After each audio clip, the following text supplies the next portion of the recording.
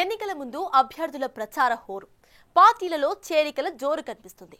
ఎన్నికలు ముగిసిన మరుక్షణం ఎక్కడి దొంగలు అక్కడే గప్చుప్ అనేలా పరిస్థితి మారిపోతుంది. కానీ ఓ నియోజకవర్గంలో మాత్రం నిత్య కళ్యాణం పచ్చ తోరణం అన్నట్లుగా ప్రతిరోజు ఎన్నికల సీనే కనిపిస్తూ ఉంటుందట.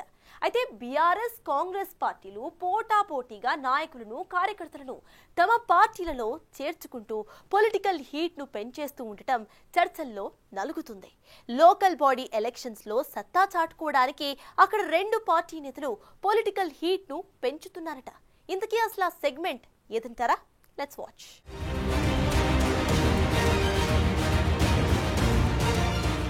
ఎన్నికల ముందు పార్టీలు తమ బలం పెంచుకునేందుకు ఇతర పార్టీల్లోని నాయకులను చేర్చుకోవడం, ఎవరొచ్చినా వెల్కమ్ చెప్పడం రొటీన్ గా జరిగేదే. అయితే అసెంబ్లీ ఎన్నికలతో పాటు లోక్సభ ఎలక్షన్స్ ముగిసినా ఉమ్మడి వరంగల్ జిల్లా పాలకుర్తి నియోజకవర్గంలో బీఆర్ఎస్ కాంగ్రెస్ పార్టీల నాయకులు క్యాడర్ ను చేర్చుకోవడానికి పోటాపోటీలు కార్యక్రమాలు నిర్వహిస్తున్నాయి. నాయకులు కార్యకర్తల దగ్గరకు వెళ్లి బాబాబు మా పార్టీలోకి రండి అంటూ రెండు పార్టీల్లోని నాయకులు గ్రామాల మీద పడుతుండటంతో ఇదేంటయ్యా అంటూ స్థానికులు ఆశ్చర్యపోతున్నారట.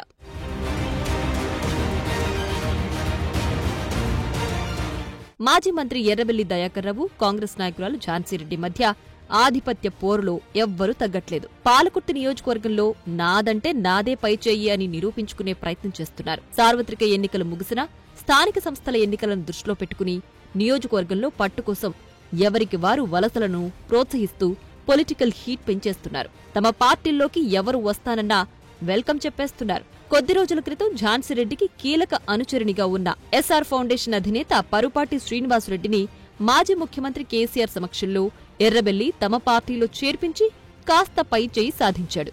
అయితే దానికి కౌంటర్గా ఎర్రబెల్లి అనుచరుడు బిల్లా సుధీర్ రెడ్డిని ఝాన్సీరెడ్డి కోడలు ఎమ్మెల్యే యశస్విని రెడ్డి గాంధీభవన్ వేదికగా కాంగ్రెస్ కండువా కప్పి పార్టీలోకి ఆహ్వానించారు.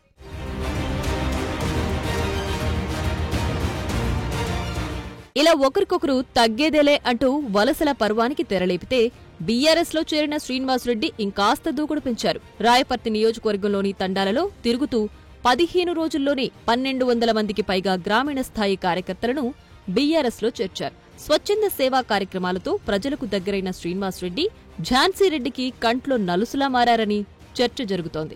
గత కొద్ది రోజులుగా స్పీడ్ పెంచిన శ్రీనివాసరెడ్డి జయరాం తండా, బాలునాయక్ తండా, ఏకే తండా, పెరికవేడు, మైలారం, సన్నూరు గ్రామాల్లోని కాంగ్రెస్ శ్రేణులను వందల సంఖ్యలో బీఆర్ఎస్ లో చేర్చుకుని గులాబీ కండువా కప్పారు. మరోవైపు పాలకుర్తి మండలంలోనూ కాంగ్రెస్ పార్టీ నుంచి బీఆర్ఎస్ లోకి వలసల పర్వం కొనసాగుతోంది.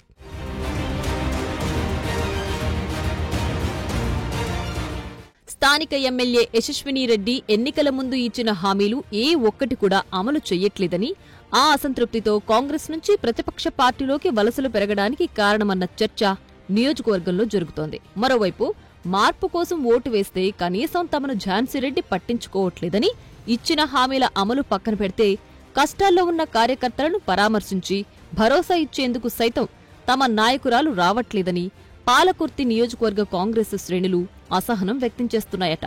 ఇదే అదునుగా బీఆర్ఎస్ నాయకులు ప్రజల్లో తిరుగుతూ కాంగ్రెస్ శ్రేణులను ఆకట్టుకోవడంలో సక్సెస్ అవుతున్నారని పొలిటికల్ సర్కిల్స్ లో టాక్ వినిపిస్తోంది.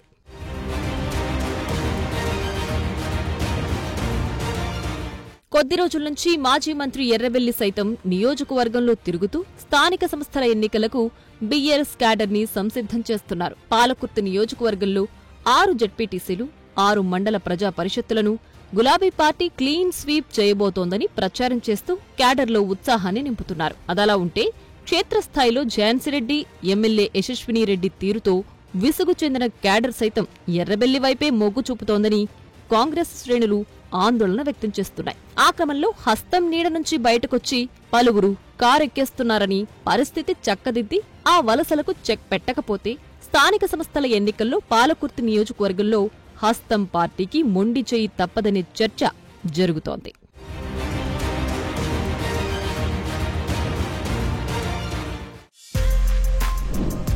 For more videos like this, subscribe Big TV channel.